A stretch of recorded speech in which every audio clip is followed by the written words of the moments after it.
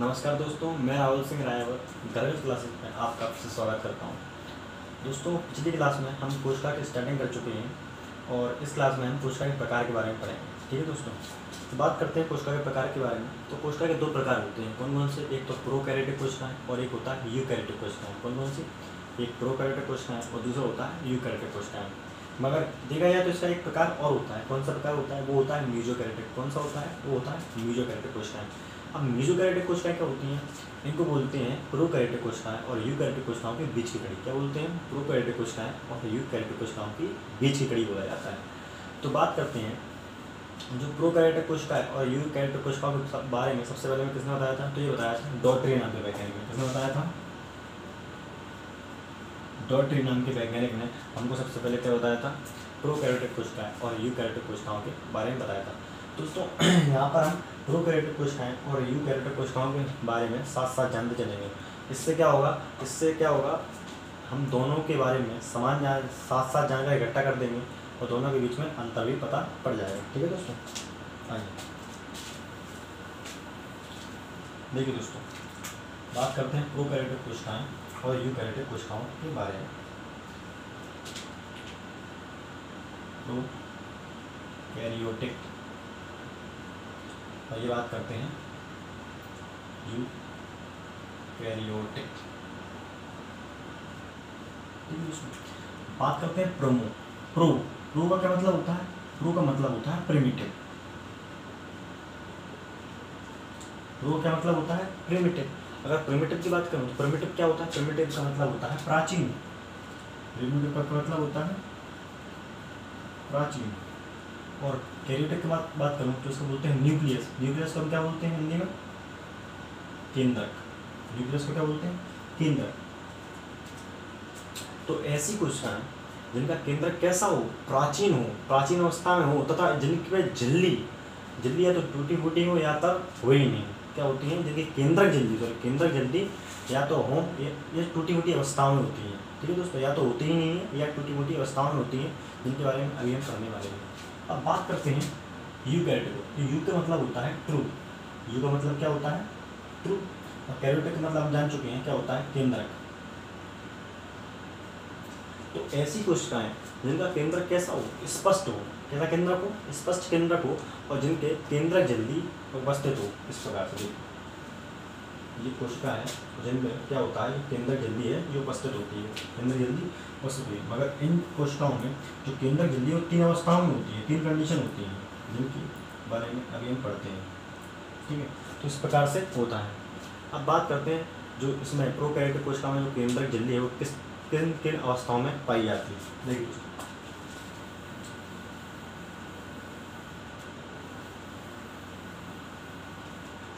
अब हम इसको केवल पी लिखेंगे यानी प्रोकैरियोटिक कोशिका, और उसको केवल क्या लिखेंगे? ई लिखेंगे यानी यूकैरियोटिक कोशिकाएं।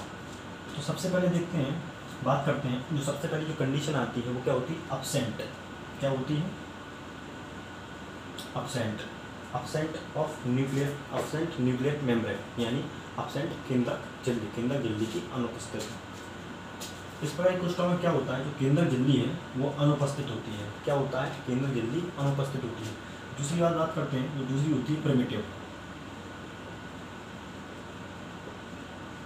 प्रिमिटिव की बात करें तो उसमें वो केंद्रक झिल्ली किस प्रकार से होती है? उसमें जो केंद्रक होता है वो केंद्रक झिल्ली इस प्रकार से टूटी होती है। यानी प्रिमिटिव का मतलब ये जान चुके क्या होता है? प्राचीन होता है।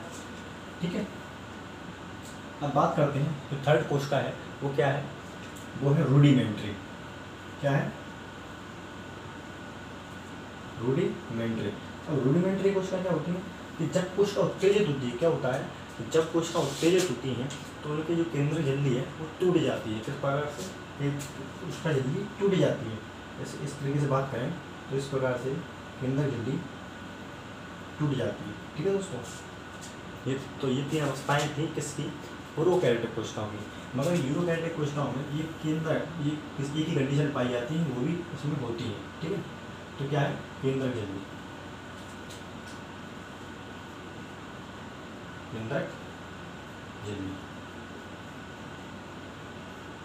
ठीक है दोस्तों, तो ये पहला डिफरेंस था। अब बात करते हैं दूसरे डिफरेंस की।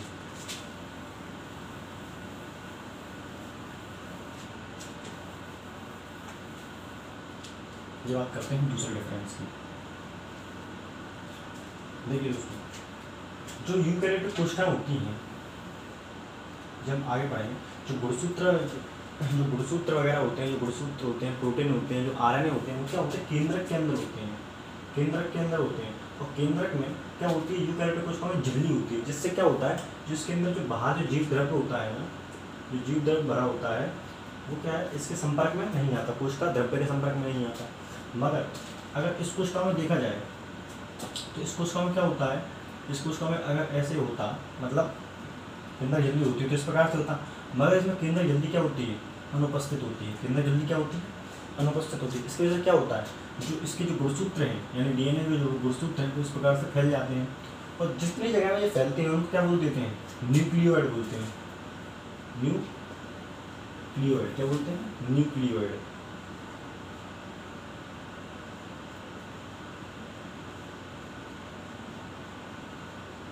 न्यूक्लियोइड बोला जाता है, क्या बोला जाता है, न्यूक्लियोइड।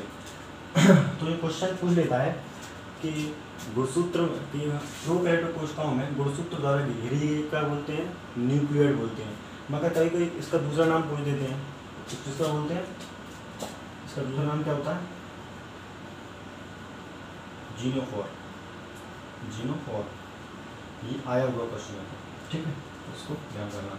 तो ये दूसरा डिफरेंस है इसमें, जो प्रोकैरियोटिक कोशिका है और यूकैरियोटिक कोशिका है, इन दोनों के बीच में क्या है, ये दूसरा डिफरेंस है। अब बात करते हैं तीसरे डिफरेंस की। देखिए दोस्तों, एक चीज़ और, तो इनमें जो गुणसूत्र पाया जाता है वो केवल एक गुणसूत्र पाया जाता है, और इनमें जो गुणसूत्र होते हैं वो एक से अधिक होते हैं। क्या होते हैं, एक से अधिक गुणसूत्र पाए जाते हैं, एक से अधिक गुणसूत्र पाए जाते हैं, ठीक है दोस्तों।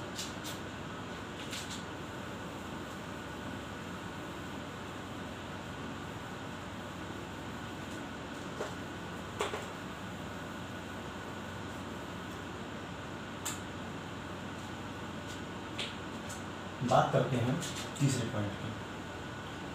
तीसरे पॉइंट बात करते हैं श्वसन के बारे में। श्वसन,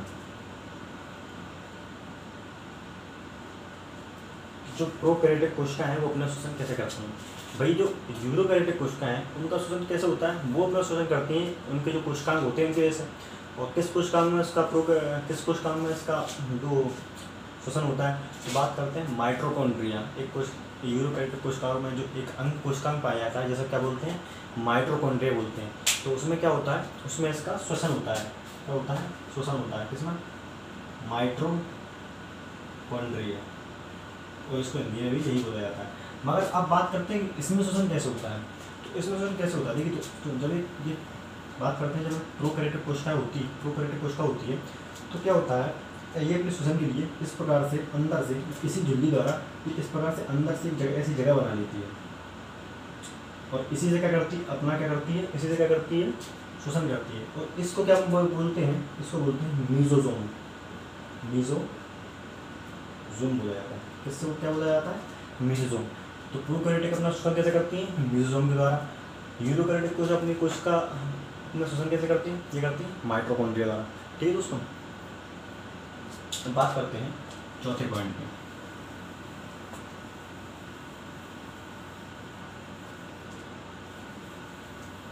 बात करते हैं कोशिका भित्ति के बारे में। चौथा पॉइंट देखिए, कोशिका भित्ति का। कोशिका भित्ति का देखिए दोस्तों, सबसे पहले बात करते हैं यूकैरियोटिक कोशिका। तो इनमें जो कोशिका भित्ति होती है, तो सबसे एक जो जानने वाला पॉइंट है, तो जो एनिमल होते हैं ना, तो एनिमल्स में कोशिका भित्ति नहीं होती है। एनिमल्स में कोशिका भित्ति नहीं होती है। जिन एनिमल्स में क्या आते हैं, हम भी एनिमल्स में ही आते हैं, ठीक है। तो ये कोशिका भित्ति किस किस में पाई जाती है, ये पाई जाती है कवक में, पादप में, पादप में, और किस में पाई जाती है, शैवाल में। तो जो शैवाल होते हैं और जो कवक होते हैं, जो पादप होते हैं, जो शैवाल होते हैं, इसमें जो वो इसका भित्ति होती है, किसकी नहीं होती है, सेल्यूलोज की नहीं होती। किसकी नहीं होती, सेल्यूलोज। ये किसकी नहीं होती है, सेल्यूलोज की। अगर बात करूँ कवक की, तो ये काय की नहीं होती है, काइटिन। काय की नहीं होती है, काइटिन। हिंदी में भी यही नाम है, सेल्यूलोज और काइटिन। अब बात करते हैं जो इसकी कोशिका वृत्ति है वो कैसी होती है। तो जो यूकैरियोटिक कोशिकाएं होती है उनसे इसकी कोशिका वृत्ति क्या होती है, कमज़ोर होती है, थोड़ी पतली होती है। ठीक है दोस्तों, अब बात करते हैं जो इसकी जो कोशिका वृत्ति होती है वो किसकी बनी होती है। इसकी जो कोशिका वृत्ति होती है तो वो किसकी बनी होती है, तो दोस्तों वो बनी होती है, तो जो इसकी जो कोशिका वृत्ति है वो किसकी बनी होती है, ये जो बैक्टीरिया, इससे पहले एक चीज़ और समझिए, अपने आप समझ में आ जाएगा। जो बैक्टीरिया होता है ना, बैक्टीरिया, उसकी कोशिका वृत्ति उसमें भी एक कोशिका वृत्ति पाई जाती है, बैक्टीरिया में कोशिका वृत्ति पाई जाती है जो किसकी नहीं होती है, पेप्टिडोग्लाइकॉन, पेप्टिडोग्लाइकॉन, ये किसकी नहीं होती है, पेप्टिडोग्लाइकॉन। किसकी बैक्टीरिया की भी कोशिका वृत्ति होती है वो पेप्टिडोग्लाइकॉन की बनी होती है। और जो पेप्टिडोग्लाइकॉन है वो किसके कारण बना होता है, एक बना होता है एमिनो एसिड, और जो दूसरा होता है तो दूसरा क्या होता है, दूसरा होता है मर्मिक एसिड, मर्मिक एसिड, क्या होता है, मर्मिक एसिड, सही नहीं होगा,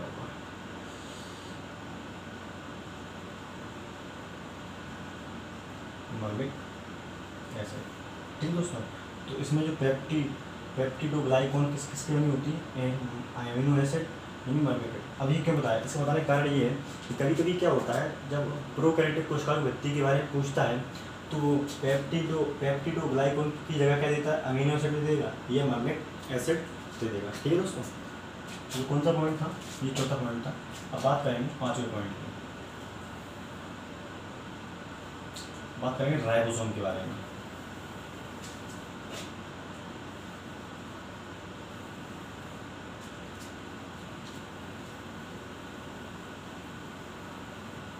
राइबोसोम की जानने से पहले हम कोशिकांगों के बारे में जान लेते हैं, कोशिकाएं क्या होती हैं। देखिए दोस्तों, देखिए दोस्तों, जो कोशिका होती है उसके पास अपने जो होते हैं अंग होते हैं। ये कोशिका अपना पोषण करने में, अपना शोषण करने में किसी पर भी निर्भर नहीं है, वो अपना पोषण शोषण और भी जो चीज़ें हैं वो खुद कर सकती है। और ये वो अपने विभिन्न अंगों से करते हैं। जिस प्रकार हम फेफड़ों से सांस लेते हैं, दिल जो है हमारा दिल पंपिंग करता है, आँखें देखती हैं, तो इस प्रकार से जो कोशिका के विभिन्न अंग हैं वो क्या करते हैं, अलग अलग कार्य करते हैं। तो है ना, जो प्रोकैरियोटिक कोशिका हैं उनमें जो ज़्यादातर अंग नहीं पाए जाते हैं। जैसे मैं बात करूँ, जितने भी झिल्ली युक्त अंग हैं वो कोशिका जो प्रोकैरियोटिक कोशिकाओं में नहीं पाए जाते, मगर यूकैरियोटिक कोशिकाओं में पाए जाते हैं। जैसे बात करें माइटोकॉन्ड्रिया हुआ, लाइसोसोम हुआ, तो ये सब क्या होते हैं, झिल्ली युक्त होते हैं। मगर एक जो होता है राइबोसोम, ये किसी भी झिल्ली युक्त से नहीं होता है। मगर ऐसा नहीं है कि जो यूकैरियोटिक कोशिकाओं में नहीं पाया जाता, इसमें ही पाया जाता है। तो इसमें जो राइबोसोम पाया जाता है वो कौन सा होता है, 70S राइबोसोम होता है। कौन सा राइबोसोम होता है, 70S राइबोसोम होता है। और इसमें जो राइबोसोम होता है वो कौन सा होता है, 80S राइबोसोम होता है। क्या होता है, 80S राइबोसोम। अब ये 70S राइबोसोम क्या होता है, 80S राइबोसोम होता है, क्या होता है, इसके बारे में कब पढ़ेंगे, जब हम कोशिका अंगों के बारे में पढ़ेंगे और हम राइबोसोम के बारे में पढ़ रहे होंगे, उस तब हम अच्छी प्रकार से पढ़ेंगे कि 70S राइबोसोम क्या होता है और 80S राइबोसोम क्या होता है। बात करते हैं छठवें पॉइंट की। देखिए दोस्तों, प्रकाश संश्लेषण, अभी मैंने श्वसन के बारे में आपको बताया। अब बात करते हैं प्रकाश संश्लेषण के बारे में। तो प्रकाश संश्लेषण कैसे होता है, प्रकाश संश्लेषण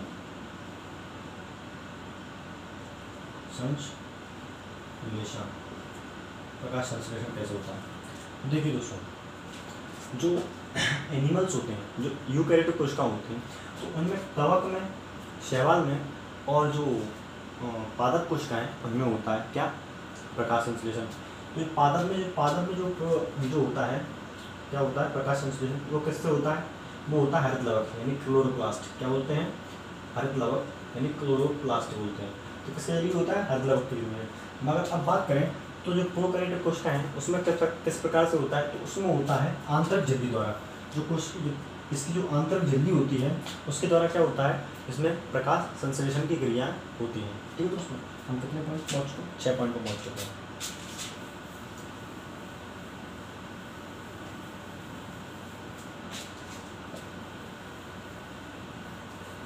बात करते हैं विभाजन के बारे में। दोस्तों, जब हम कोशिका विभाजन पढ़ेंगे तब हम समसूत्री और विषमसूत्री विभाजन के बारे में जानेंगे। लेकिन अभी के लिए केवल इतना याद रखिए, जो कोशिका प्रोकैरियोटिक कोशिका होती हैं इनमें समसूत्री विभाजन नहीं होता। समसूत्री जो विभाजन होता है इनमें नहीं होता है और इसमें होता है। अभी के लिए केवल इतना याद रखिए, जब हम कोशिका विभाजन के बारे में पढ़ेंगे, किसके बारे में पढ़ेंगे, कोशिका विभाजन के बारे में, तो हम अच्छी तरीके से जानेंगे कि समसूत्री विभाजन क्या होता है और विषमसूत्री विभाजन क्या होता है। ठीक है दोस्तों।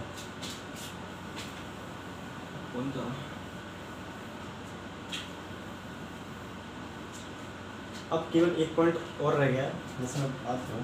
देखिए दोस्तों, एक बार क्वेश्चन जो आया था उसमें ये पूछा था कि जी बताइए कि जो कोशिका जो प्रोकैरियोटिक कोशिका होती हैं उसमें जो गुणसूत्र पाया जाता है वो किस प्रकार का गुणसूत्र होता है। तो दोस्तों वो गुणसूत्र होता है द्विगुणित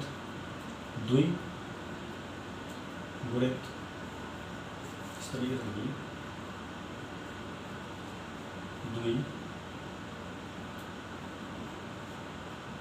द्विगुणित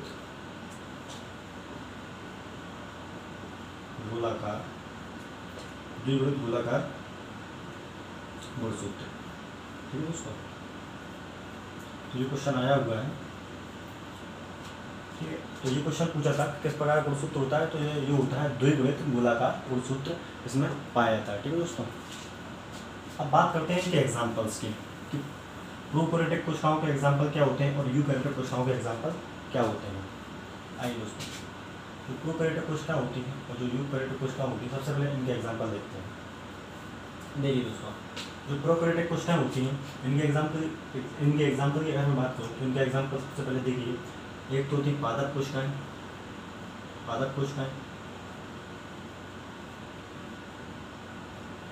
इसी यूकैरियोटिक कोशिकाओं में आती है। दूसरी होती है कौन, कवक कोशिकाएं। तीसरी में बात करूँ तो ये होती है शैवाल कोशिकाएं।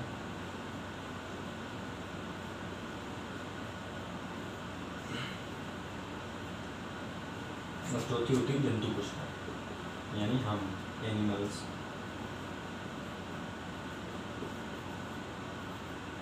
ठीक है दोस्तों, अब बात करते हैं प्रोकैरियोटिक कोशिकाओं में। तो इसमें आता है बैक्टीरिया।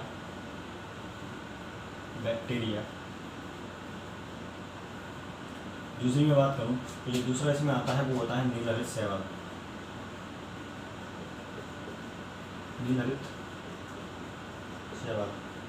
यहाँ पर एक नोट डाल के लिखना, यहाँ पर एक नोट लिखना और लिखना कि नीलहरित शैवाल है, नीलहरित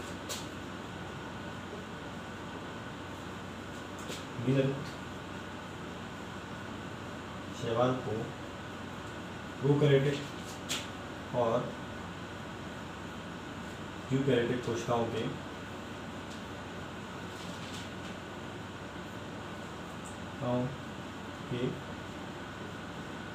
बीच की कड़ी कहा जाता है। ठीक है दोस्तों,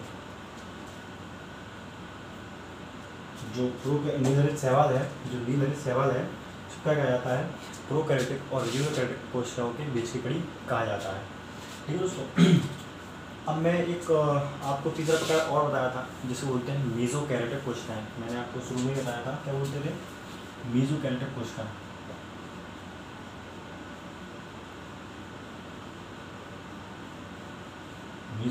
कोशिकाएं। तो ये भी क्या है, ये प्रोकैरियोटिक और यूकैरियोटिक कोशिकाओं के बीच की कड़ी है, यानी नीलहरित शैवाल को उससे रिलेट कर सकते हैं। ठीक है दोस्तों, जिसका इसमें जानने वाली बात जो है ये है कि इसके बारे में हमें किसने बताया था, तो इसके बारे में बताया था हमें डीवे ने,